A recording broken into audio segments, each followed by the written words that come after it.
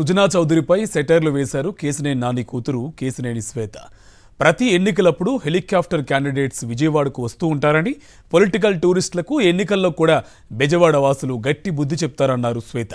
విజయవాడలో వైఎస్ఆర్సీపీ ఎంపీ అభ్యర్థి కేసినేని నానికి మద్దతుగా ఆయన కూతురు శ్వేత ఎన్నికల ప్రచారం చేశారు. హైదరాబాద్, ఢిల్లీల నుంచి వచ్చే వాళ్ళు చెప్పేవన్నీ మాయమాటలే అన్నారు. ఎలక్షన్ అయ్యాక మళ్లీ వాళ్ళంతా పత్తా లేకుండా ఉంటారన్నారు.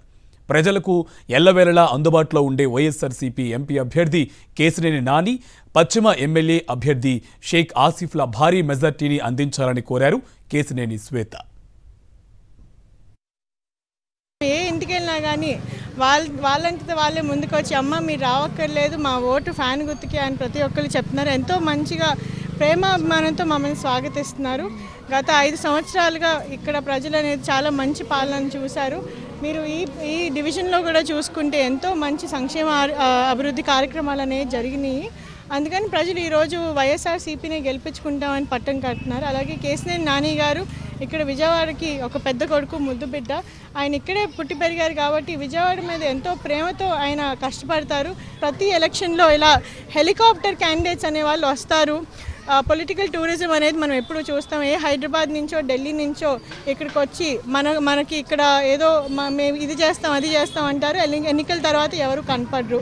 సంక్షేమం, అభివృద్ధి రెండు కళ్ళుగా సీఎం జగన్మోహన్ రెడ్డి ప్రభుత్వాన్ని నడిపారన్నారు విజయవాడ ఈస్ట్ వైఎస్ఆర్సీపీ అభ్యర్థి దేవినేని అవినాష్. 5 ఏళ్లుగా ప్రజల్లో ఉంటూ వారి సమస్యలను తీర్చామన్నారు. కులం, మతం, పార్టీ చూడకుండా అర్హులందరికీ పథకాలు అందించామన్నారు. గురునానక్ కాలనీ 4వ డివిజన్లో ఇంటింటి ప్రచారంలో పాల్గొన్నారు దేవినేని అవినాష్. 674 కోట్లతో తూర్పు నియోజకవర్గాన్ని అభివృద్ధి చేశామన్నారు. లేవు, మతాలు లేవు, పార్టీలు లేవు అని ఏది చూడకుండా ఉన్నాం కాబట్టి ఈరోజు ప్రజానికో మాకు అన్ని విధాలుగా సహకరిస్తున్నారు, మాకు మద్దతు ఇస్తున్నారు. ఏ ఇంటికి వెళ్ళినా మా మద్దతు మీకే అని చెప్పని అంటున్నారు.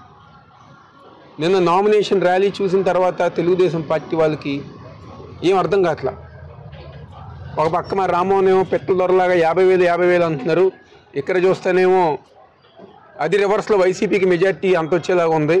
మా పరిస్థితి ఏంటని చెప్పని తెలుగుదేశం పార్టీ వాళ్ళు అయోమయంలో ఉన్నారు.